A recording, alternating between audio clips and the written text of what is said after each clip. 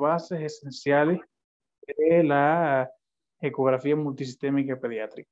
Entonces, sin más preámbulo, sin más charla, le damos la bienvenida a Luis. Luis, ¿estás?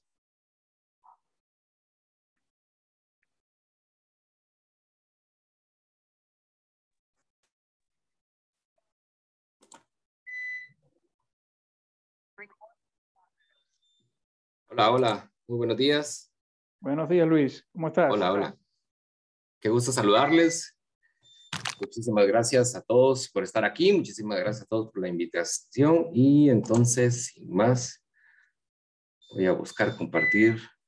Sí, sin más te cedo la imagen y el audio. Bienvenido. Ok, entonces...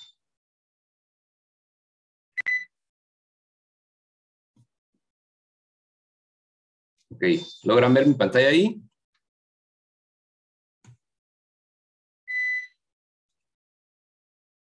Sí, se ve bien, Luis. Ok. Un segundo que ahora no la miro yo. Bueno, ok.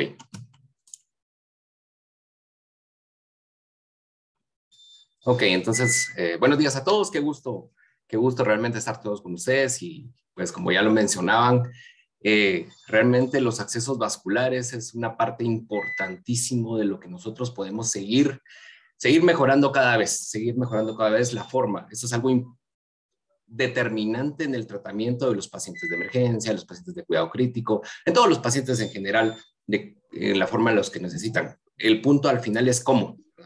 Cuando me enseñaban realmente a poner accesos vasculares, yo primero aprendí a poner accesos vasculares a ciegas. Creo que muchos de nosotros lo hacemos. Y siempre me lo decían, aún haciéndolo a ciegas. El punto no es solo dejar el acceso vascular, sino ponerlo haciendo el menor daño posible. Y de eso, pues, se va a tratar parte de lo que voy a hablar. Tenemos ya muy claro que el ultrasonido es un procedimiento estándar para la colocación de accesos vasculares centrales. Realmente desde hace muchísimos años, en la década de los 80s incluso, se empezaron a dar las primeras descripciones de la recomendación de la utilización de ultrasonido para poner accesos vasculares. Pero fue claramente en el año 2000 en donde empezaron muchísimas guías y esta es una de ellas, ¿verdad? Radios de Humanos, un informe del Instituto Nacional de Medicina de los Estados Unidos, en donde hablaba claramente los riesgos que hay y las muertes que se calculaban, porque al final era esto, ¿verdad? Debido a al que nosotros, como personas del sistema de salud, cometemos errores. Y eso es algo que está muy claro. Y al final el punto era identificar que nosotros como personas, no es que seamos malas, ¿verdad? En realidad como personas simplemente estamos inherentemente asociados a la condición humana que está asociada a la condición del error. Y lo decía, y aquí lo pongo, ¿verdad? El problema no son las malas personas en el sistema de salud, sino que son buenas personas en sistemas malos. Y son los sistemas los que necesitan hacerse más seguros. El ultrasonido precisamente lo que busca es esto, crear sistemas más seguros y de ahí pues hubieron muchísimas guías. Esa es una guía de Inglaterra en donde también desde hace más de 20 años, ¿verdad? Ya claramente dice, usted necesita la utilización de ultrasonido. ¿Para qué? Para minimizar las complicaciones, no solo para dejar puesto su catéter, sino para ese catéter quede mejor, para que el paciente esté mejor. Desde 1950 que Seldinger describió la colocación de accesos vasculares con su técnica de punción, colocar una guía, pues los accesos vasculares se han puesto de esta manera, así, ¿verdad? A ciegas. Y mucha gente realmente todavía lo seguimos haciendo así. Es algo que tenemos que ir saliendo de eso, porque en realidad, ¿por qué seguimos poniendo catéteres a ciegas? Bueno, ¿por qué? Porque confiamos en la anatomía que aparentemente nosotros conocemos, ¿verdad? Nosotros miramos a este paciente y tratamos de imaginarnos que es este. En este caso, que la yugular está de un lado, que la carótida está en otro lado, nos imaginamos diferentes planos, e incluso hasta hacemos hacer recorridos mentales en otras dimensiones sin saber realmente qué es lo que está dentro, sino esperando que esto sea lo que está dentro. Pero entonces funcionamos y viene, ¡pum!, y no está. Ok, y entonces, pues, ¿por qué no está? Simplemente porque hoy sabemos que este tipo de anatomías, pues la mía fue la de estos libritos, la Target fue uno de los que yo más leía, no es que digan mentiras, simplemente que están basados en la experiencia que tuvieron muchas anatomistas de cierto grupo reducido de población. Entonces, yo soy de Guatemala, que hace pensar que la gente de Noruega, por decirlo así, tiene exactamente los vasos sanguíneos exactamente igual que los de nosotros. Entonces, realmente nosotros pensamos, el poner un catéter a ciegas, ¿será que solo al final es como tirar una moneda al aire y que ojalá que estén los vasos sanguíneos donde deberían de estar, ¿verdad?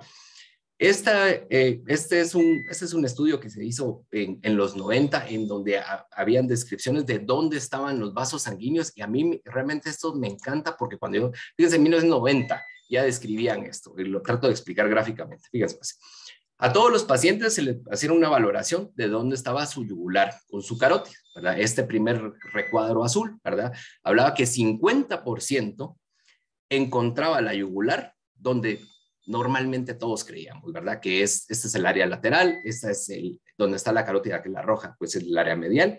Entonces la yugular está arriba y lateral a la carótida, pero en el estudio encontraron 50%. Entonces, nosotros creemos que es mucho más porcentaje. ¿Dónde estaban los demás? Bueno, venía yo y funciono. ¿Cómo es la técnica?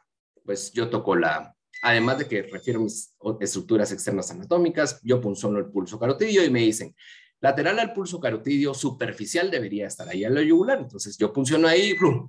Cuando tengo retorno venoso, pues sí, es cierto, la anatomía es correcta en este paciente y la creemos demasiado.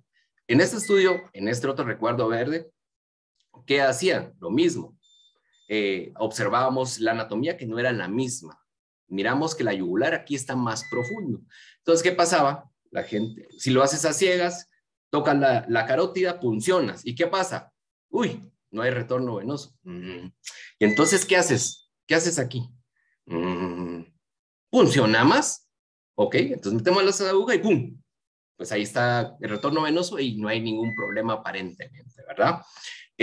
Aunque ya estás en un lugar mucho más profundo y entre más profundo estás, más riesgo de daño de otras estructuras. Hoy, recuadro amarillo, mire, 22%, o sea, estaba hablando más, casi 1 de cada 4 pacientes. ¿Qué encontraba?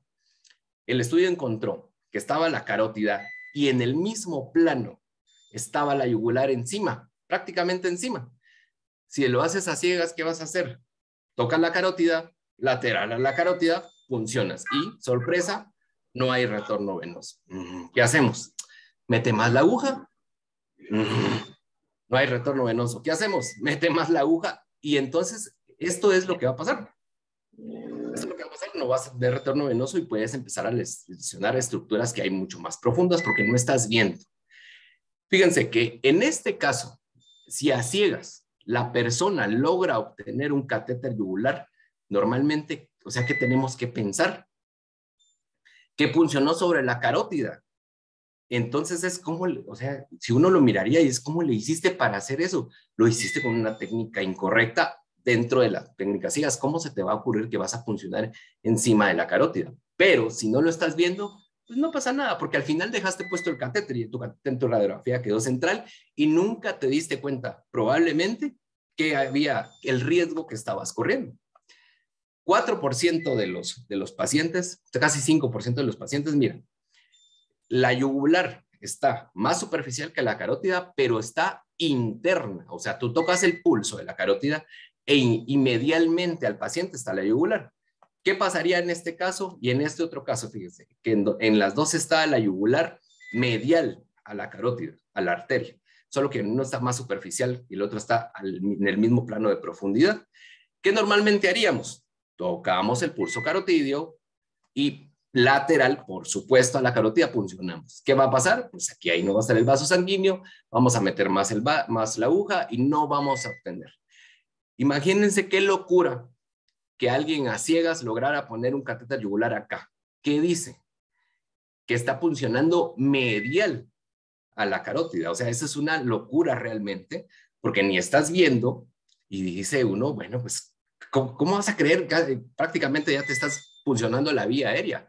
Pero como al final el catéter quedó puesto, pues no pasó nada y nadie se dio cuenta de los riesgos que estaban corriendo. Y para esto sirve el ultrasonido. Antes hablábamos, y entonces poner un catéter así es tirar una moneda. Bueno, pues si tú tiras una moneda, tienes 50% de posibilidades que caiga de un lado o que caiga cara o que caiga cruz, que caiga escudo, ¿verdad? Pero mira, aquí ya no hay dos variables, solo aquí hay 5 escenarios diferentes, ¿verdad? Entonces, pues ya no sería tirar una moneda, sino que más vamos a tirar casi unos dados, esperando que salga un número. Entonces hay muchísima información por qué la utilización del ultrasonido mejora las formas y disminuye los riesgos para los pacientes, porque como le repito, no solo es que al final tu catéter esté puesto en tu radiografía, no, es cómo estás haciendo eso y los riesgos que tú puedes minimizar en los pacientes.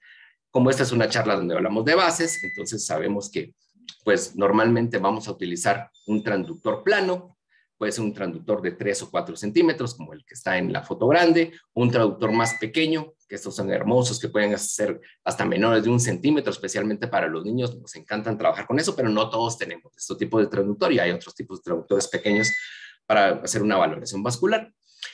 Normalmente cuando hablamos de catéteres centrales, aunque hoy pues no solo a esos nos referimos, nosotros hablamos de accesos femorales, yugulares y subclaves, ¿verdad?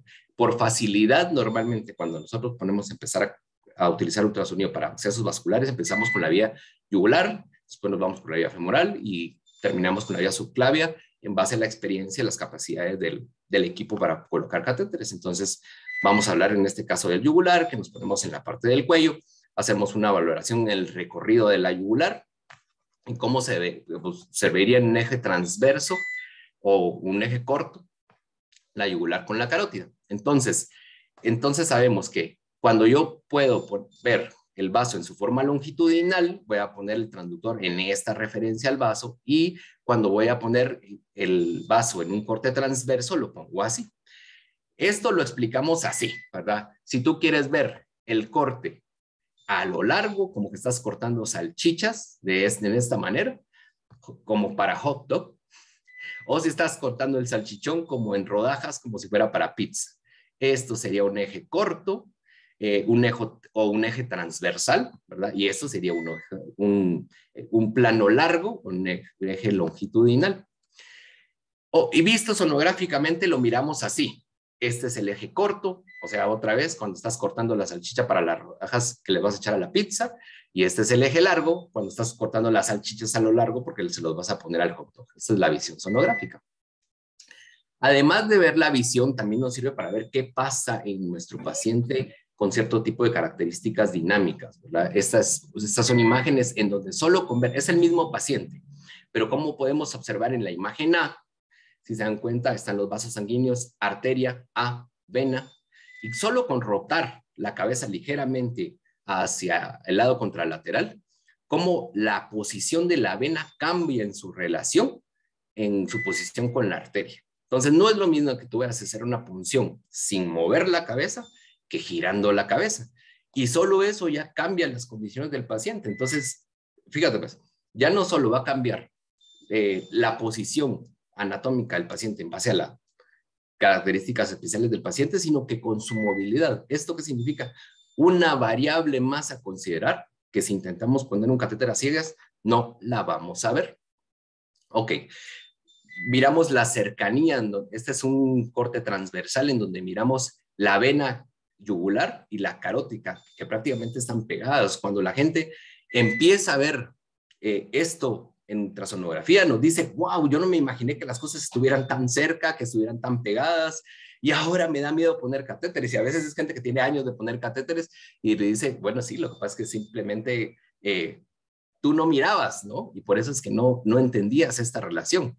Y no es que la gente no comprenda la anatomía, pero como no lo mira en el paciente, sino que solo mira la aguja y deja puesto el catéter, mucha gente cree que eso es fácil en realidad, pero no lo es. Y los riesgos son altos. Ojos que no ven, corazón que no siente, les decimos nosotros, esa es tu única diferencia.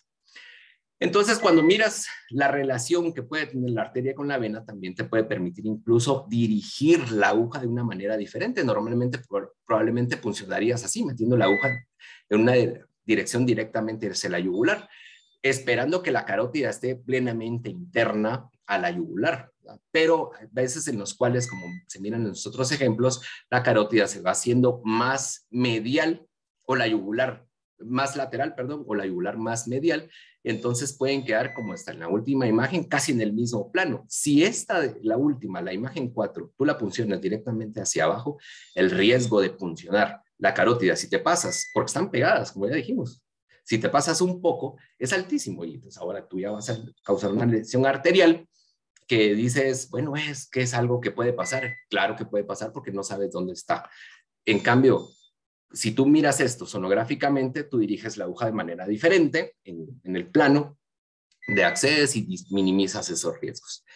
Entonces, nosotros empezamos viendo las diferencias de la vena y la arteria, ¿verdad? Que sabemos que normalmente la vena y la arteria, pues en su forma, la vena es más asimétrica y la arteria es más redonda. Las venas normalmente no pulsan versus las arterias que sí lo hacen. Normalmente las venas son más grandes y las arterias son más pequeñas.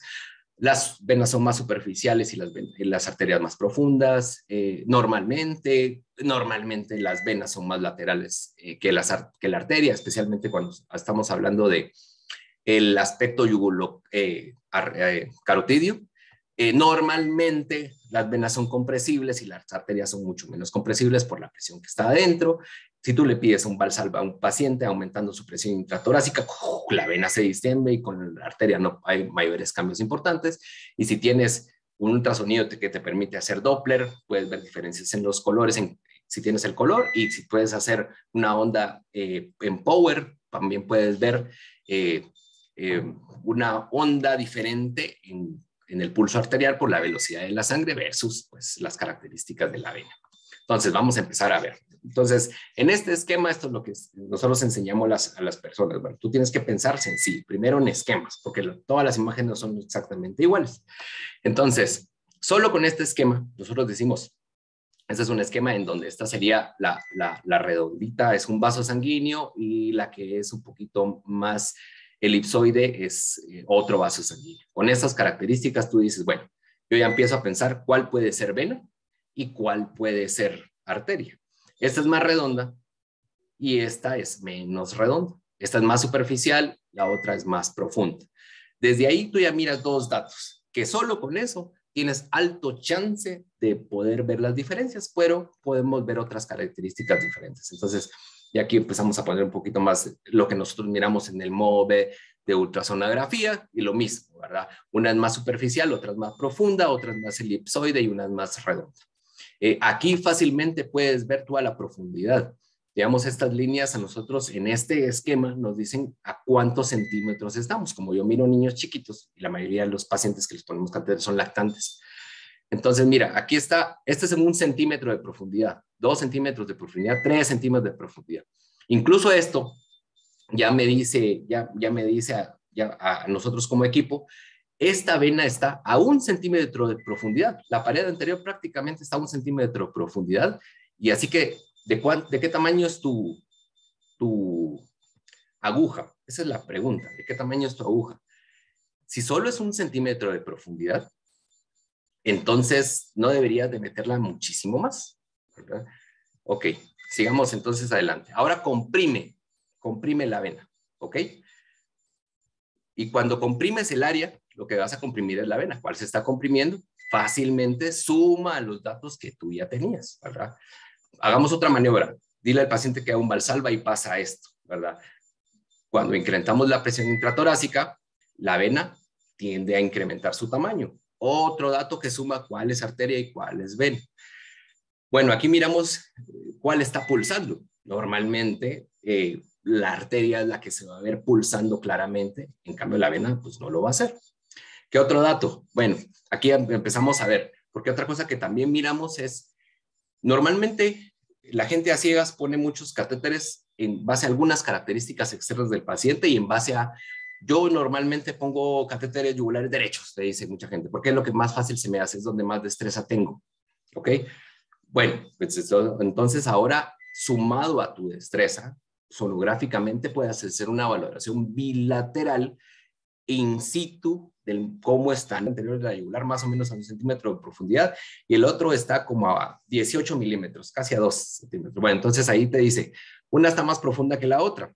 También, si logran ver, y la podemos medir si quieren a más profundidad, una yugular es más grande que la otra. Entonces, solo con estos dos datos, tú ya puedes decidir, bueno, a pesar de que yo solo pueda poner derechos, mejor lo voy a poner del otro lado, si esto fuera el caso, porque la yugular es más superficial, yo tengo que meter menos la aguja, está ligeramente más separada de la carótida, en una posición, y es más grande. Entonces, eso es donde aquí nos vamos guiando de una manera más dirigida hacia lo que el paciente que tienes en tu cama te está diciendo, y no en base a las generalidades que nosotros llevamos en nuestra cabeza. Ok. Bueno, aquí hay otro caso. Aquí hay otro caso.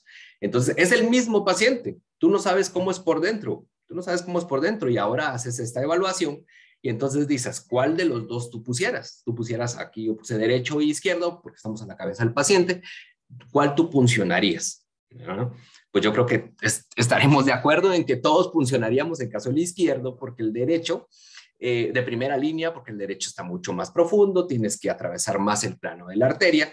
En el izquierdo está muchísimo más superficial, pero si aún tú insistes en hacerlo derecho, que claro, que también se puede, tú sabes qué es el riesgo que puedes correr, ¿verdad? Y puedes dirigir directamente, probablemente aquí no entraríamos en un eje perpendicular, sino que lo entraríamos un poco ligeramente más, un eje oblicuo, tratando de dejar la arteria, la línea media, que es la peligrosa en la yugular.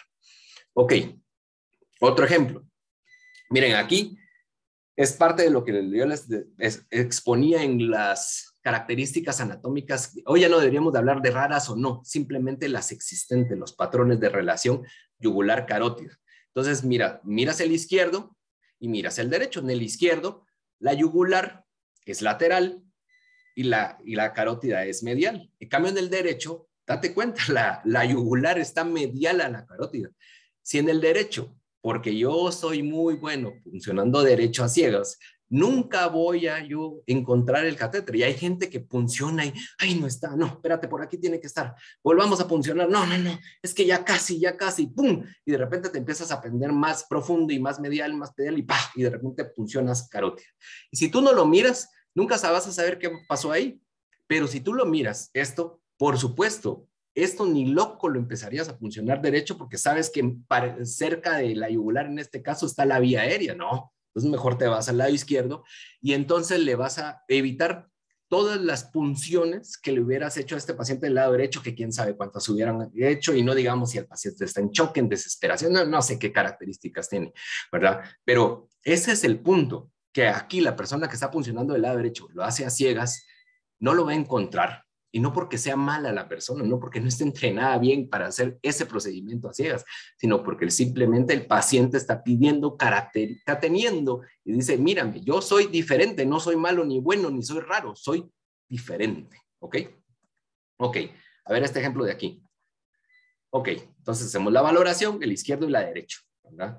Entonces, sin decir qué es, aquí observamos una imagen hiperecoica en el lumen de la yugular del lado derecho, ¿verdad?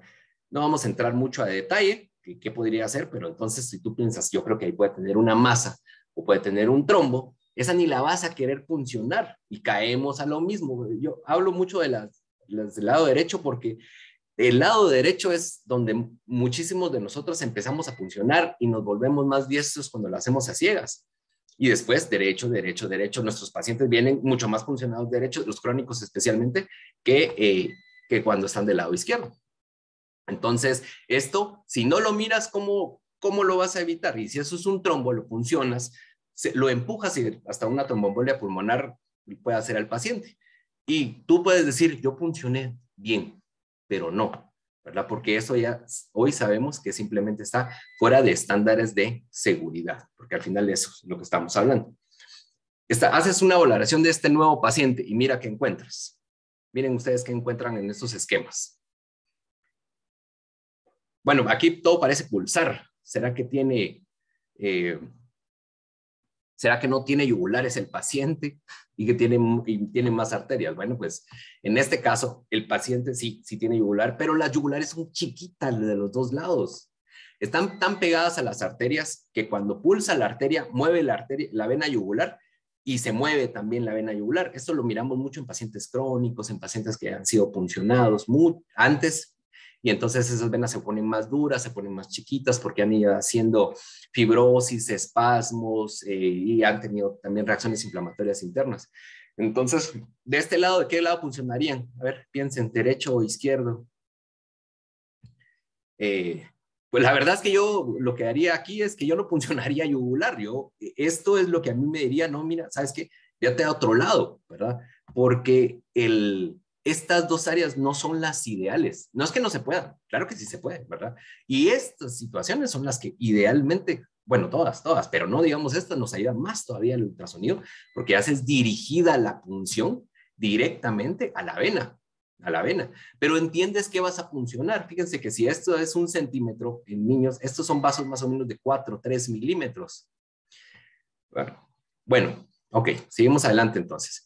Si además de esto, tu ultrasonido tiene color, pues puedes ver diferencias, inversiones en los colores entre la arteria y la vena. Y si tu ultrasonido tiene power, que te permite ver la velocidad de flujo, tú puedes ver las formas que se producen en el power. Estamos viendo la que está en el lado izquierdo de la pantalla, que tiene un pico sistólico y una caída diastólica característica de lo que es una arteria, y del otro lado, un flujo que es más continuo, con picos sistólicos muchísimo más leves, que son las características de imágenes de las venas. Entonces, cuando tú sumas todos estos datos, te dice muy claramente cuál es vena, cuál es arteria, hacia dónde te debes dirigir, cuáles son las características dinámicas, cuáles son las características estáticas. Ok.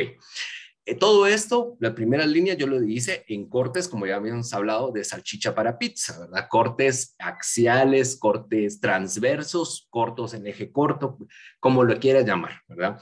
Pero también lo podemos hacer en el eje largo y todas las características van a ser muy similares. Y simplemente nos tenemos que guiar espacialmente cuando estamos haciendo un ultrasonido, porque pues en el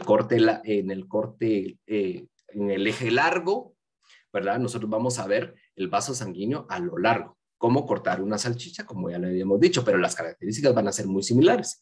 Miras cuál pulsa, la comprimes, le puedes hacer valsalva, prácticamente todo se puede hacer. Ok, entonces ya hablando de la punción, muy rápidamente nosotros podemos puncionar, bueno, también, perdón, hay un eje oblicuo también, pero como estamos hablando de bases y para empezar a explicar especialmente para las personas que están aprendiendo o intentando aprender esto, pues es más fácil explicarlo de estas dos maneras inicialmente. Y por eso voy a continuar en estos dos planos, uno que es a lo largo y otro que es en el eje corto, ¿verdad? Entonces, cuando vamos a puncionar, lo podemos hacer de la misma manera que podemos ver de estas formas. Podemos poner el traductor a lo largo del vaso, que ese es el eje longitudinal, eje transverso, o a lo ancho del vaso, que es en el eje axial o transversal. En la jerga de ultrasonido nosotros hablamos que cuando lo vas a hacer a lo largo del vaso, le llamamos en el plano. Y cuando lo hacemos a lo ancho del vaso, lo llamamos fuera del plano. Entonces tú vas a decir, voy a puncionar este vaso fuera del plano, pues tú ya sabes que estás poniendo como la rodaja para el salchichón de la pizza. En cambio, si lo estás viendo como la salchicha para el hot dog, es en el plano. Ok. Entonces, siguiendo con la vena yugular, pues tú marcas el trayecto primero espacial que tú crees que tiene, después ya vas a ver el trayecto de toda la vena y vas a decir, este es el camino de la vena yugular y eso es lo que yo voy a evaluar. ¿Dónde voy a puncionar? Pueden puncionar en varios lugares. Recomienda que tú punciones en la parte media del cuello, pero eso va a depender mucho de las características del paciente. Digamos, esto es un adulto, en donde podemos tener fácilmente unos 9 centímetros, 10 centímetros para colocar un transductor de 4 centímetros y después poner nuestras manos a hacer la punción. Pero si le vamos a hacer esto en un neonato, que el cuello puede ser de, ¿qué te digo yo? 4 centímetros, 5 centímetros para trabajar y solo tienes un transductor de 3 centímetros y solo te queda 1 centímetro, normalmente las punciones son más altas. Por eso depende mucho de qué equipo tengas tú y las características del paciente.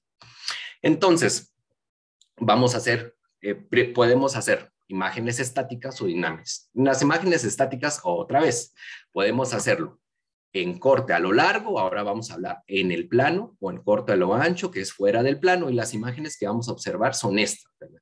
En donde vamos a ver el vaso sanguíneo a lo largo, en la imagen que se mira arriba, en la imagen que se mira arriba, veamos el vaso a lo largo, y la aguja también la vamos a ver a lo largo. Esta imagen es excelente para puncionar, de veras que sí. Pero también podemos hacerlo fuera del plano, como ya dijimos, que se llama en el transverso. Entonces vamos a ver el vaso así y la aguja acá, ¿ok? Entendiendo que entre más en el centro del transductor, en esta imagen de abajo, podamos estar, vamos a ver el vaso más grande, por lo cual, si tú puncionas en la parte más grande del vaso, vas a tener mejores chances de puncionar y al final de que tu jeringa, tu aguja, porque cuando nosotros estamos puncionando hay pequeños movimientos, aunque lo muevas un poquito hacia adentro, un poco hacia afuera, siga adentro la aguja y por tanto pueda seguir adentro del vaso sanguíneo. Ok, ¿cuál es el problema? Y eso nos pasa mucho cuando estamos empezando a poner catéteres, ¿verdad? Miramos la aguja, ahorita estoy viendo en esta de aquí, miramos la aguja, que es el puntito en el cuando lo estamos haciendo transverso, fuera del plano, y decimos, bueno, aquí todavía te hace falta que metas más la aguja.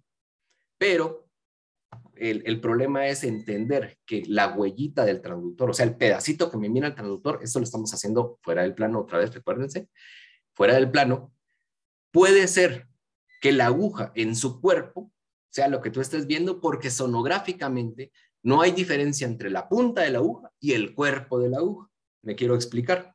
Y realmente lo que nosotros queremos ver en el ultrasonido es la punta, porque eso es lo que nosotros queremos ver que esté adentro del vaso sanguíneo y eso es lo que lesiona. Entonces, hay que tener cuidado porque muchas veces la gente está viendo así, en la imagen del lado derecha y te dicen, sigue metiendo la aguja porque todavía estás muy afuera. Y lo que pasa es que estás viendo el cuerpo de la aguja. Por eso tienes que ver en dónde está la punta de la aguja. Porque lo que quisieras ver es esto. La imagen, la punta de la aguja exactamente, pero con el transductor. Fíjense que esta y esta es la misma situación. Lo único que estoy haciendo yo es moviendo el transductor. Lo avanzo sobre el cuerpo de la aguja y ya me doy cuenta, ahí me parece que la aguja está de fuera. Pero ahí, que lo que yo estoy haciendo es que ya no estoy moviendo la aguja, sino que solo estoy moviendo el transductor, me doy cuenta que la aguja ya está dentro.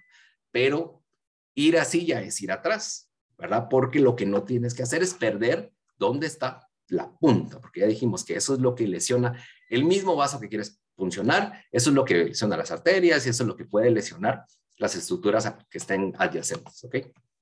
Bueno, para esto también hay formas dinámicas de verlos, ¿verdad? Que es lo que vamos aprendiendo. La estática es la más fácil de hacerlo, pero no es la ideal para entenderlo. La dinámica que requiere un poquito más de destreza, pero es la ideal, porque entonces tú vas insertando la aguja, que aquí está en la imagen A, y lo que tienes que hacer es poner el transductor en la misma línea que la punta de la aguja y te va a dar la imagen de la derecha. Pero ahí te dice, bueno, aquí claramente te dice, mira, tienes que seguir insertando la aguja.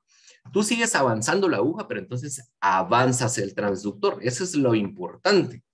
Porque, aquí, así como aquí, miren, en la imagen B, primero en la imagen A, ok, estamos afuera del vaso. En la imagen B, lo que estamos haciendo es que yo voy a avanzar el transductor de una vez. Pero ahora, por supuesto, ya no estoy viendo la aguja, pero no la he movido, así que la punta de la aguja, yo sé que está segura, que todavía no está entrando, pero yo avanzo el transductor porque yo sé que ahora voy a avanzar más la aguja para entrar en el vaso. Y en la imagen C, yo avanzo más la aguja, vuelve a estar en la aguja en mi plano del transductor y yo vuelvo a ver con seguridad. Y si aquí, en la imagen C, todavía no llegara al plano del vaso sanguíneo, vuelvo a hacer la misma maniobra. Vuelvo a avanzar ligeramente el transductor en el camino del vaso sanguíneo y después avanzo un poco la aguja, porque al final, como les digo, lo importante es no perder la punta de la aguja. En la imagen D ya estamos adentro del vaso y claramente estamos captando la punta adentro de la aguja, ¿ok? Y así hasta que sea lo necesario. Esta es una forma de hacerlo de manera estática. ¿verdad? A la gente que le gusta la matemática, esto es algo súper sencillo en realidad, pero hay gente que se complica mucho en la cabeza, que es, como tú hiciste una visión estática de a qué profundidad está tu vaso sanguíneo, digamos en este ejemplo, tú estás poniendo el vaso sanguíneo a 1 centímetro de profundidad, por matemáticas, si ustedes se recuerdan, podemos saber de qué largos son estos de acá. Entonces, si esta profundidad fuera de 1 centímetro, tú dices, bueno, voy a funcionar yo a 1 centímetro, pero tengo que poner la aguja en un ángulo de 45 grados acá, y la profundidad que yo voy a avanzar la aguja, en este caso, porque es el cuadrado de 1 más el cuadrado de V, y ese me da el resultado del largo de esto de acá. ¿Se recuerdan que es esto de los catetos, el cuadrado de los catetos? Bueno, es algo bien sencillo. Para la gente que le gusta la matemática es algo súper sencillo de entenderlo, ¿verdad? Es una forma de calcular cuánto debería de avanzar. Pero como les repito, el problema de esto es que en el camino de la aguja no la estás viendo, sino que simplemente estás esperando con el transductor, ¡pum!, cuando te caiga. Y eso puede fallar, especialmente en los pacientes que son más chiquitos, porque al final esos son los que por milímetros fallas, esos son los que más quieres que te ayuden. Entonces, en esta imagen de acá ya se mira la punta de la aguja, en la imagen de arriba, cuando exactamente está funcionando la pared del vaso, y cuando funciona la pared del vaso, incluso el vaso se apacha, porque sabemos que el vaso sanguíneo venoso, ¿verdad?, tiene poca presión. Entonces, cuando empieza a tocar la pared del vaso, el vaso se apacha un poquito, y cuando la penetras, ¡plum!, el vaso se vuelve a agrandar, ¿verdad? Y en la imagen de abajo es en una imagen, si se dan cuenta, en el eje largo, o sea, en el plano, cómo se mira la guía, porque esa es otra cosa que también puedes lograr ver, cómo se mira la guía avanzando por el vaso. Ok, entonces...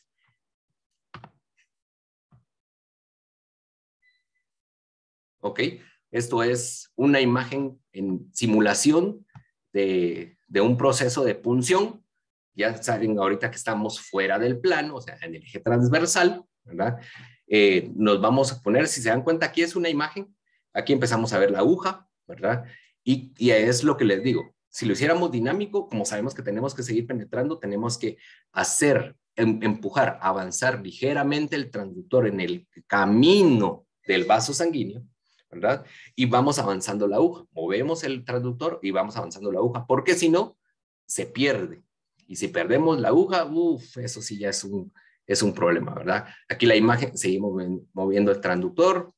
Si pierdes la punta, tienes que recuperar dónde está. No sigas avanzando. Y aquí es donde ya se mira la aguja adentro del vaso y decir, bueno, aquí va a tener retorno venoso, y continúas con el resto de la técnica tal cual como tú la sabes, ¿no?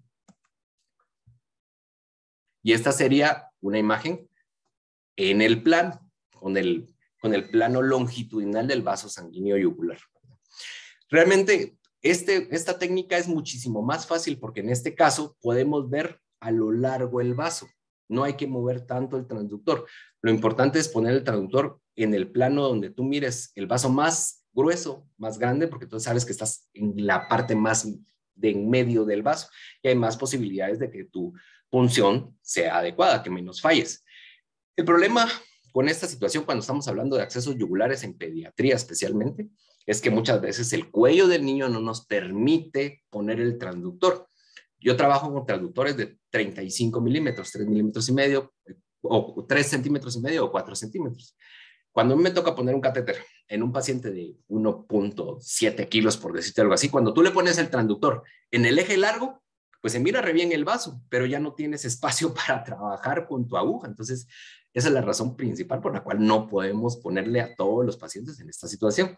Hay unos transductores que son de menos de 1 centímetro de largo y eso sería fantástico para hacer este tipo de procedimientos, pero como te repito, no siempre se puede. Entonces, si el paciente lo permite, pacientes más grandes o tienes transductores chiquitos y el cuello del paciente te lo permite, pues entonces tratar de hacerlo así. Y aquí miramos cómo sin mover el transductor en el mismo eje, la aguja se empieza a ver al lado derecho de la pantalla y yo te digo claramente que soy la persona que te está guiando en este caso. Este es un caso simulado, por supuesto, con material de simulación. Sigue avanzando, falta unos milímetros más para avanzar, un poco más, y ahí se empieza a ver. Primero apachas la pared y después ya logras entrar en el vaso sanguíneo y entonces ahora te digo yo, ya, ahí detente porque ahí deberías de estar, ¿verdad? Bueno, esa fue otra valoración que le hicimos a un paciente antes de ponerle un catéter yugular y miren lo que miramos ahí, ¿verdad? Ya íbamos a ponerlo, pero simplemente las personas que se iban a dedicar a hacer eso lo estaban haciendo con técnicas ciegas, porque en mi hospital todavía no hemos logrado que todo el mundo ponga los catéteres en todos lados con ecografía. Estamos trabajando mucho con eso. Entonces, espérate. Vamos a verle y cuando llegamos a ver, miren lo que nos encontramos, ¿verdad? Es una imagen que sugiere un trombo. Si esto directamente lo pusieron ahí, ese trombo, como les ponían en el ejemplo pasado, lo pueden avanzar al corazón y se puede dar hasta tromboembolia pulmonar y el paciente se muere por una complicación del catéter, no porque tú lo hayas hecho mal, porque no viste ese trombo. ¿Y cómo lo ibas a ver si no tienes ultrasonido? Sí, pero es que hoy hay, y si no hay, tienes que buscar, porque eso te da seguridad. De eso se trata. Esto es más o menos una embolectomía de cómo se mira, porque al final no es un pedacito. Cuando miramos en el traductor la gente cree que es un pedacito, pero los ómbulos pueden ser grandísimos. Miren cómo tiene la forma del vaso sanguíneo. Y a veces eso es lo que nosotros encontramos que no nos deja permitir ni siquiera avanzar guías ni catéteres en los pacientes. Otra forma de poner catéteres es accesos subclavios, ¿verdad? Aquí se mira la arteria subclavia, la vena subclavia. Tiene ligeramente más dificultad en pacientes pediátricas por el ángulo de la clavícula con la primera costilla, pero también se puede. Y normalmente enseñamos nosotros a poner primero accesos yugulares, después femorales y después subclavios cuando la destreza del paciente ya lo puede. Miren que este es un niño, si no estoy mal, pesaba como 2 kilos, es decimos nosotros en nuestro hospital. Y claramente se mira lindo, por eso lo ponemos, ¿verdad? Se mira la arteria subclavia más profunda, la vena subclavia, ahorita le ponemos color para que se pinten los dos, y más o menos a 3 milímetros de los vasos, ahí están las dos venas, la de arriba es la vena y la más profunda es la subclavia, y lo blanco hiperecoico es la pleura. Y eso es lo que hacemos siempre con los pacientes. Y la gente cuando hacíamos esto, si me dicen todavía la gente que empieza a ver esto, wow, qué cerca está la pleura de los vasos sanguíneos subclavios. Esa es la razón, les digo yo, por cual la gente no se debería de extrañar de que si tú pones un catéter a ciegas subclavio en un niño pequeño de 2 kilos o menos, la posibilidad de que hagas neumotórax es alta realmente. No porque hagas una tontería, no porque seas muy malo, por las estructuras, pero si ni siquiera lo sabes, si ni siquiera lo miras, eso es muy, muy difícil que tú puedas entenderlo. Bueno, esto es cómo se mira una guía cuando entra dentro de la aurícula derecha, cuando estás poniendo un catéter, ¿verdad? Que es esta línea hiperecoica, porque las guías, pues sí se miran, ¿verdad? A ver, los catéteres no todos son hiperecoicos con ecogenicidad para verlos, pero las guías sí se tienen que ver. Y otra forma más fácil de verlo es ponerle un flujo. Aquí estamos viendo una imagen rapidita y le pasamos una carga de volumen de 3 y miren, rapidito se mira y dice, bueno, este catéter está central. Podemos utilizarlo de inmediato sin hacer más, ¿verdad? El acceso femoral, que es el otro, ¿verdad? Muy características muy similares a las yugulares, con sus diferencias anatómicas, por supuesto. Y esto es una visión de un área femoral trombosada y que a este paciente ni siquiera lo intentamos puncionar. O sea, este paciente ya se evitó complicaciones. Y eso es algo que la gente muchas veces no entiende. El por qué el no hacer es evitar complicaciones, porque a este paciente lo puncionan y lo puncionan y lo puncionan y lo puncionan y dependiendo de cuáles sean sus guías, las características de punción, hay gente que, Dios mío, punza. Yo he visto pacientes de 17 punciones en un lugar. Claro, todo el mundo queremos ayudar, ¿verdad? Pero como no están viendo que esto está trombosado adentro, sino que solo te un poquito por ahí es, ya, ahorita sí, una última vez, porque todo el mundo quiere ayudar, pero no te estás dando cuenta qué está pasando abajo. Ok, entonces, ¿por qué ultrasonido para catéter, verdad? Porque ya dijimos, disminuye punciones. Todos los estudios al final nos dicen que hacerlo por ecografía con cierto tipo de destreza, porque al final, por supuesto, la ecografía es dependiendo del operador, enseñando a nuestra gente y capacitándolo, eso va a hacer que un catéter con una punción, puncionado a ciegas, las posibilidades de puncionarlo son mucho más que hacerlo. También vas a disminuir lesiones vasculares de tu vaso sanguíneo que estás puncionando y de otros vasos. Hoy ya, como les repito, ya ni siquiera solo debemos hablar de que si el catéter queda puesta o no. Se debe de hablar de que, ¿y qué hiciste para poner ese catéter? ¿Cuánto le costó al paciente poner ese catéter? Porque cada vez que puncionamos, no estoy hablando de cuando ponemos un catéter, es cada vez que usted punciona, lesiona el vaso. Entonces, si el catéter está central en la radiografía que tú le estás viendo, sí, pero ¿cuánto costó? ¿Cuánto costó? 5 veces lo puncionamos. ¿Entiendes que ese vaso tiene alto riesgo de trombosis? No solo por el catéter que ya le tiene puesto, sino por la punción. Bueno, pero como no tiene neumotórax ni tiene hemotórax, no pasó nada. No, pasan un montón de cosas. Disminuye lesión nerviosa. Para la gente que está cerca de poner catéteres subclavios, ¿con qué frecuencia les hacen niveles de conducción nerviosa para ver si tienen una lesión nerviosa de los nervios que pasan por aquí? Porque saben que por aquí pasan nervios muy importantes, ¿verdad? Y los pacientes después quedan que no pueden mover el brazo porque les hacemos una lesión nerviosa y queda a la par. El nervio queda a la par. Pero como no lo miramos porque a ciegas, pues no se mira cuando estás funcionando. Se mira cuando sale aire, se mira cuando funciona esa arteria, pero como el nervio no se mira, ¿verdad? Y podemos pasar eso. Entonces, eso también disminuye lesiones nerviosas. Lesiones de vasos no deseados, por supuesto, especialmente cuando queremos funcionar venas y que funcionan las arterias. Neumotórax, porque te aleja de la pleura y te hace entender lo cerca que puedes estar, tanto en grandes como en pequeños. O sea, eso no solo en pequeños, ¿verdad? Dirige el procedimiento saliendo de lo generalístico y entrando en la individualización del paciente, porque la generalización hoy sabemos que nos induce a más posibilidades de errores. Nos ayuda a elegir mejor el vaso de una forma personalizada y por tanto disminuye morbilidad y tanto muerte, ¿verdad? Además no irradiamos al paciente, lo podemos hacer una y otra vez, lo hace a la cama el paciente, es inmediato, es repetible y es baratísimo.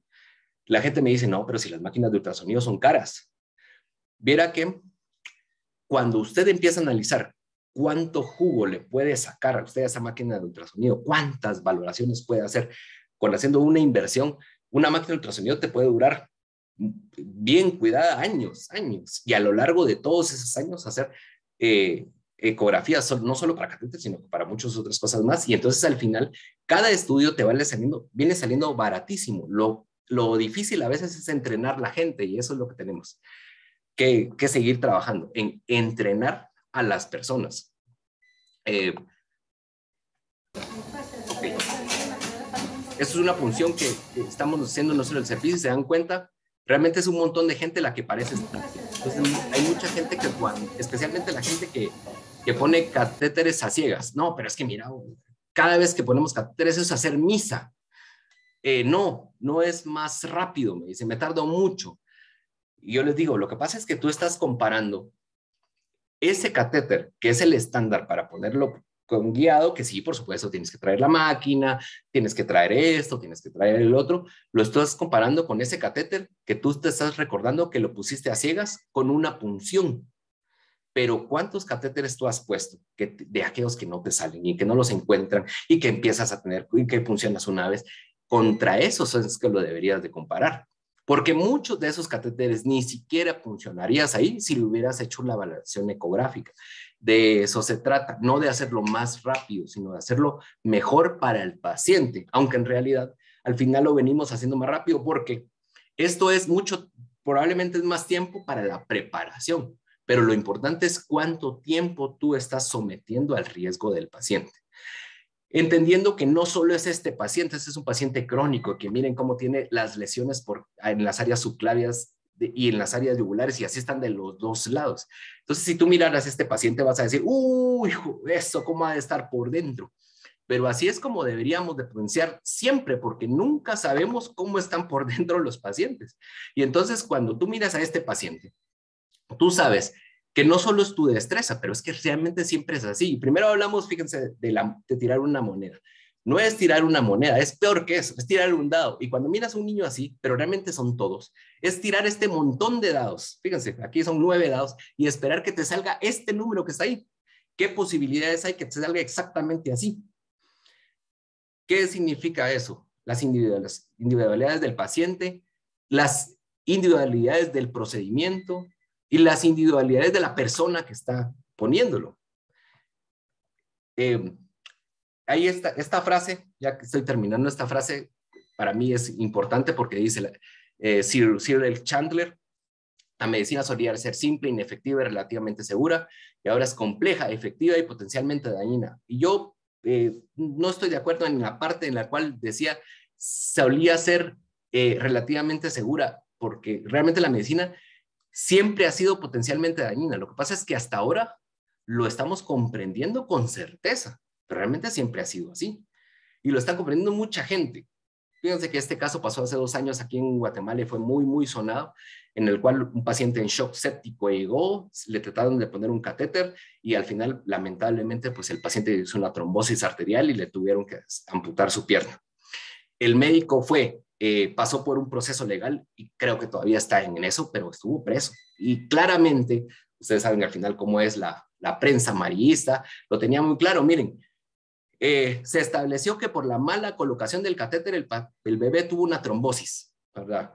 Y el tratamiento fue inadecuado. O sea, ya estaba muy claro porque otra gente ya entiende que esto de poner catéteres puede causar complicaciones, ¿verdad? El punto es, en un catéter en shock, ¿cómo está la coagulación? ¿Cómo está la colapsabilidad venosa en un paciente pequeño? ¿Qué tan cerca está la vena con la arteria? De repente este paciente ya tenía trombosis y simplemente no lo habían visto. Y entonces a esto es lo que nos mete a mejorar la seguridad. Y aquí no solo para el paciente, sino que incluso para mí como médico colocador, que sé que el riesgo de trombosis, si lo hubiera visto y suponiendo que nos hubiera dicho algo el ultrasonido, la ecografía antes de poner ese catéter, porque si me hubiera dicho tal vez este no es el mejor lugar, sino que tal vez estuviera en otro lado, nos permite guiar de una manera más adecuada la aguja, se da cuenta que el plano de la aguja es diferente. A esto es lo que yo me refiero. Y esta imagen es del Mundial de 1986, en donde habla que cuando tiraron, es un partido de eliminatorias de Argentina e Italia, cuando tiraron la moneda, Maradona ni miró la moneda. Y el mensaje es, él no confiaba en la suerte de la moneda, porque ya tenía un plan, ya sabía que él lo iba a hacer. Y yo creo que más o menos algo así tenemos que pensar, no como suerte. No es de que nosotros no pensemos en la suerte, nosotros deberíamos de pensar en controlar las variables que podemos conocer, porque entre más variables conozcamos, mejores resultados hay la oportunidad de que salgan. Pero si usted no conoce de qué tamaño es el vaso, en dónde está el vaso, cuál es el mejor vaso, cuáles son las características internas del vaso y las dinámicas del vaso, pues entonces tiene menos variables. Entonces está funcionando sin conocer variables y eso es lo que el riesgo incrementa. Al final, este partido terminó 1-1, así que como le repito, el conocer las variables tampoco termina de decir que todo va a salir bien. Entonces, cuando nos llamen a ayudar, recordar que la ecografía, que es dependiente del operador, nos puede ayudar mucho. No es magia, seguro, tampoco es la panacea, pero nos puede ayudar mucho cuando las dirigimos directamente hacia lo que nosotros buscamos. Les invito, para los que estén viendo esta charla, no en YouTube, ¿verdad?, a que puedan ver los videos que están en la página USPED, que hay videos buenísimos en donde se explican muy, muy bien muchísimas características de ultrasonido para la utilización de estos pacientes. Hay muchísima gente que lo explica muy bien, muy bonito, muy complejo, y para que puedan participar en ella, viendo los videos de manera diferida o los sábados que tenemos este tipo de reuniones. No me queda más que agradecer. Muchísimas gracias por su tiempo y dejo entonces la palabra pues en ustedes. Gracias. Sí, excelente, excelente charla, Luis. Realmente es lo que decías, o sea, esta es una charla que realmente suma una cuestión que es evidencia, la evidencia en medicina. O sea, todos aquellos, porque por ejemplo, todos aquellos que practicamos la ecografía y los accesos vasculares ecoguiados, lógicamente en un momento lo hicimos a ciegas. Y yo llevo la estadística personalmente de mis propios accesos vasculares antes de comenzar en la residencia con la ecoguiada y realmente los porcentajes de éxito, incluso en la primera punción, suben hasta un 80%, 70%. O sea, que realmente yo puedo evaluar mi estadística y decir que mejoré. O sea, mejoré increíblemente mis porcentajes y la calidad del paciente. O sea, es una cuestión incluso, como vos decías, de aplicar incluso al inicio del famoso protocolo RACIVA, que es el de exactamente determinar cuál es el mejor vaso para primero funcionar, luego evaluar la correcta colocación de la guía y el catéter y luego evaluar complicaciones. O sea, que es realmente la medicina de evidencia, la ecografía, el acceso vascular ecoguiado basado en evidencia, y eso realmente es maravilloso, todo lo que vos has dicho. Así que ahora, Eh, dime, Javi. Luis, muchísimas gracias. Fantástica la exposición. Bienvenido a USPED. La verdad es que nos encantó escucharte y es como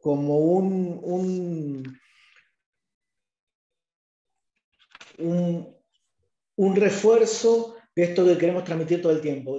Cuando yo te escuchaba, veía el hombrecito por un trono, no podemos seguir haciendo la medicina ciegas. Yo quería hacerte una pregunta en tu experiencia, Luis.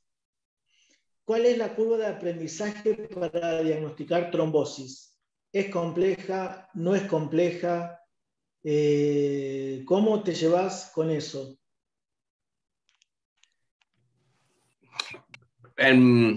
Bueno, creo yo que los diferentes trombos que nosotros podemos observar es bastante fácil, ¿verdad? Claro, conforme va incrementando tu experiencia, realmente entre más sabes, menos sabes, y eso lo vamos viendo con el tiempo, ¿verdad? Pero nuestra gente en nuestros hospitales, porque al final ese es el punto, ¿verdad? Entender que no solo soy yo, ¿verdad? Mucha gente a mí me dice, yo soy experto en poner catéteres a ciegas, ¿ok? Nunca he tenido un neumotórax, y ninguna complicación que yo me quedo, bueno, wow, está bien, pero ¿cuánto tiempo tú te estás en el hospital? ¿A quiénes son los que dejas en realidad, verdad? A nosotros en Guatemala nos pasa muchísimo lo que nos pasa en muchísimos de nuestros países de Latinoamérica, ¿verdad? Que estamos, gente que está más formada, 8 horas al día de lunes a viernes, que son más o menos estar 3 meses y medio de los 12 meses del año con gente formada, y los otros 7 meses, 8 meses, está gente que se está formando. Entonces, lo que tienes que hacer es darle las herramientas a las personas que de todos modos tienen que hacer los procedimientos para que los hagan más seguro. Ponen el ultrasonido y de inmediato miran, no, mira, aquí tiene un dato de una imagen hiperecóica que está cerca en la yugular, que se mira en la subclavia, que se mira a nivel femoral. Esto de aquí ni lo vamos a tocar, ¿verdad? Y otro punto es también entenderse que nosotros no somos ultrasonografistas, no somos ultrasonografistas vasculares, pero lo que nosotros prácticamente nos empezamos a volver es un medio de tamizaje, en donde miramos, esto es un trombo o no sé qué es. Pero, entonces, si hoy es sábado, el lunes que viene el sonografista vascular, lo mira y te dice, ah, sí, mira, no, este es un trombo, no, mira, este es una masa intravascular, no, mira esto, lo que pasa es que es crecimiento vascular interno. Entonces, realmente la mayoría de cosas son de una curva de aprendizaje súper corta, súper corta, y conforme va aumentando lo que tú sabes y tu experiencia, cada vez vas sabiendo más y cada vez sabiendo más, y los resultados son mejores, por supuesto. Tenemos que ser el filtro, entonces tenemos que ser esa luz de alarma, que esto no es normal, para que nos llame la atención y que lo vea el ecografista. Claro, bueno, y por supuesto, ya después seguro que viene el ecografista y tú eres el que le terminas diciendo otras cosas, pero al final entender eso, somos un equipo, o sea, tenemos que ser un equipo, porque al final no se trata de que yo soy muy bueno poniendo catéteres a ciegas, ¿verdad? Yo no sé si pasa en otros lados, pero aquí en Guatemala es muchas veces, no todos, por supuesto, entre más difícil es, yo soy mejor, ¿verdad? Como médico. Y no, o sea, entre más fácil es mejor para el paciente. Y la gente realmente minimiza los procedimientos fáciles, pero al final fácil para quién es. Porque, o sea, ¿por qué quieres cosas difíciles? No te das cuenta que al final es el paciente el que puede sufrir, o sea, y no, a mí déjenme los difíciles, no, o sea, claro, es seguridad del paciente, yo creo que es eso lo que nosotros tenemos que pensar, ¿verdad? Sí, realmente otra pregunta que te tengo, Luis. Realmente, en tu experiencia, en el caso de los pacientes pequeños, digamos lactantes o bajo peso específicamente, ¿qué prefieres en este caso, por ejemplo, entre canalizaciones de tronco brachiocefálico o subclavias supraclaviculares? ¿Cómo te has movido en ese territorio? Bueno, Digamos. tratamos de empezar yugulares en eje corto, ¿verdad? Eso es lo que tratamos. Y nos ha ido bastante bien, ¿verdad? Entendiendo, claro, que el riesgo de infección, el riesgo de trombosis, sabemos que es mayor que en el caso de subclavio, pero tratamos de dejar menos tiempo los catéteres y con eso nos ayuda bastante. Por las características y la dificultad y el tipo de transductores que tenemos, entrar infraclavicular nos cuesta mucho y entrar supraclavicular no lo hemos generalizado a las personas y por eso es que no lo hacemos mucho, ¿verdad? Entonces tratamos de hacer más yugular y lo que hacemos es que muchas veces tunelizamos el catéter hacia la área subclavia y entonces sabemos que el sitio de entrada es una de las cosas más importantes para disminuir la infección y por el cuello chiquito, pues sabemos que los niños se infectan. Incluso, digamos, eso nos pasa mucho cuando les ponemos a niños con traqueostomía, ¿verdad? Pongámosle un yugular, pero lo tunelizamos y lo sacamos por el pecho y pues se acabó el problema de la traqueostomía, que es lo que muchas veces, no le tocamos el cuello a una traqueostomía, guácala, eso es igual a infecciones, ¿verdad? Pero hay otras cosas que se puede hacer, pero al final es la punta, cómo lo metes, eso es lo que tratamos de mejorar y sabemos que nos falta mucho más que hacer en nuestro hospital, como te digo, no es un procedimiento estándar todavía la colocación de catéteres guiados por ultrasonido, pero la gente está cada vez más metida y por supuesto, como en todos lados, los jóvenes son los que más les mete, les gusta más hacer esto porque de veras hasta eso está más bonito, hasta lo entienden de una manera totalmente diferente. Yo creo que me tardé en entender, yo creo, ¿verdad? Que entendí realmente la anatomía hasta el día que yo le puse ultrasonido a los pacientes que les ponía catéteres vasculares. Estoy hablando que yo empecé a poner catéteres en 2006 y empecé a poner catéteres en el 2017 guiados por ultrasonido. Y yo creía que lo hacía muy bien y hasta que yo lo puse con ultrasonido, o sea, y te puedo decir, o sea, técnicas, anatomía, lo tenía en la cabeza, pero cuando yo puse el ultrasonido por primera vez, yo así como una luz de que wow, o sea, porque es difícil entender. Eso es lo que yo creo que tenemos lo que nosotros sabemos, ¿verdad? Y qué Sí, mejor que la gente que viene acá lo entienda desde el principio así. sí, es que realmente la docencia tiene que ser empezarlo así. No es como le enseñamos a los chicos, a los residentes, que había que enseñarle primero a ciega. No, hay que enseñarle primero con el eco. Así es como debe ser realmente. La otra cuestión es una pregunta que tenemos de Jessica acá en el chat, que realmente va dirigida a cada cuánto tiempo cambian el catéter venoso central. O sea, Bueno, aunque eso no es objetivo directamente de esa charla, pero ya sabemos que un catéter venoso central no se debería, la característica tiempo no debería de ser la principal variable para el cambio, ¿verdad? Eh, Tú debes de ser una guía específica en tu lugar para ver cuáles son las características en las cuales se infectan los catéteres, se trombosan los catéteres, la utilización de los catéteres y para qué los estás utilizando.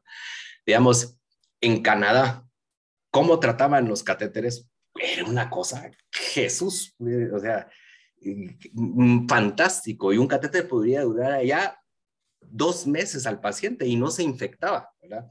Pero en Guatemala, yo no puedo decirle que dure 2 meses el catéter cuando yo sé que los trombosan, los rompan, los infectan. Entonces, yo creo que al final el tiempo no debería de ser, y a veces la gente confunde que las guías recomiendan, no, perdón, las guías interpretan riesgos asociados a infecciones asociados a tiempo, y eso la gente se cree que es el catéter se tiene que cambiar cada 15 días. Y entonces, un paciente que pasa 4 meses en cuidado crítico, le tienes que poner barato 8 vías y se necesita parenterales y un montón de antibióticos.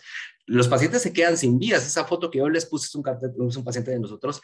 Al cada web más, nosotros nos enfrentamos a esos pacientes crónicos que ya no tienen vías vasculares y empezamos haciendo cada cosa que, Dios mío, o sea, es algo terrible. Pero El concepto yo creo que es, tenemos que meternos al cuidado vascular desde la vía periférica, la utilización de la vía correcta en el momento correcto, en el paciente correcto, que es que si un niño de 5 kilos le vas a poner tu clindamicina, ya sabes que no puede tener una vía periférica, sino que tiene que tener probablemente un pic que te va a durar más tiempo y no tener 8 vías periféricas en 5 días para que te diga, ya no tiene ninguna vía y ahora le tiene que poner un catéter central, porque eso tú sabes que se asocia a más riesgos. Usar los catéteres centrales para lo que es, y entonces eso nos minimiza riesgos, ¿verdad? El tiempo creo yo que es una de las variables, no debería ser la principal variable para cambiar un catéter venoso central. De acuerdo, Luis. Otra pregunta de Uzi Bariloche. De elección intervienen 2 operadores, porque te hemos visto también acá en los videos que tienes asistencia a veces en ocasiones o en las imágenes que colocaste en la presentación de otro operador. ¿Prefieres hacerlo vos, tener control o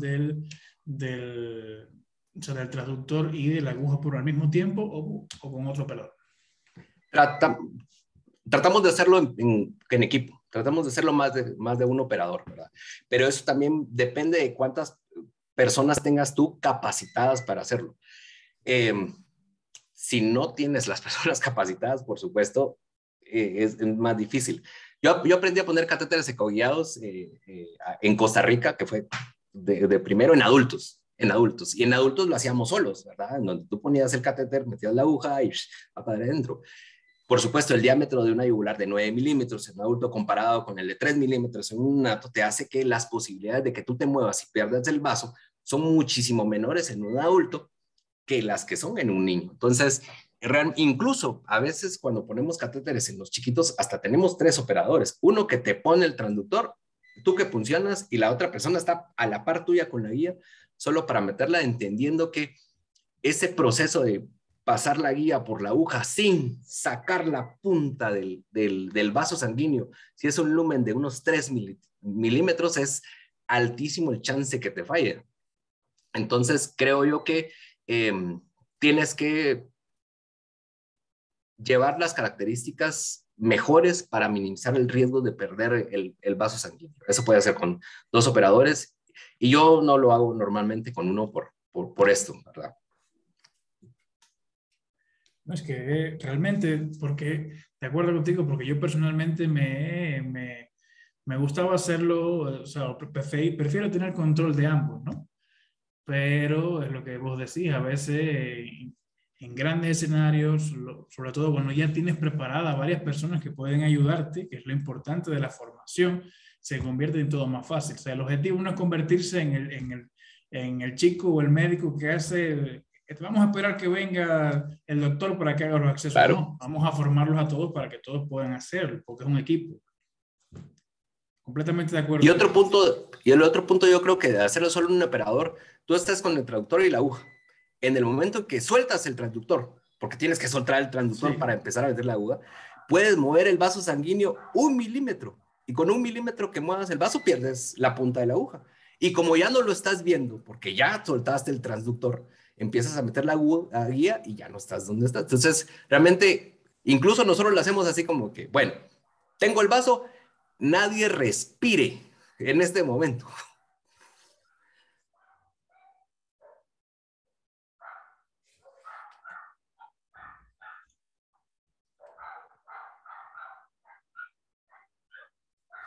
¿Me escuchan los demás? Parece que hubo un pequeño problema con la conexión.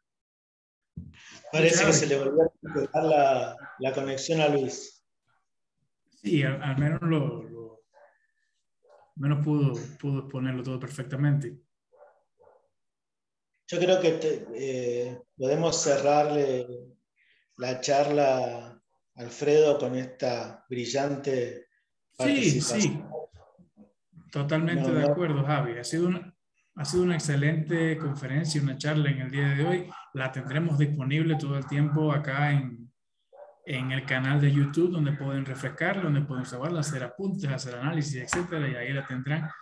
Siempre tenemos nuestro chat, donde a veces compartimos documentos que se refrendan en la misma charla, donde se hacen preguntas, donde están los expositores para contestar.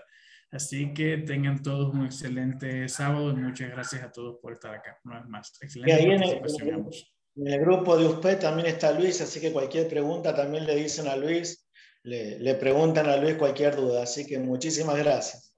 ¿Sí? Nos vemos, gente, hasta el sábado que viene. Chao, chao. Chao.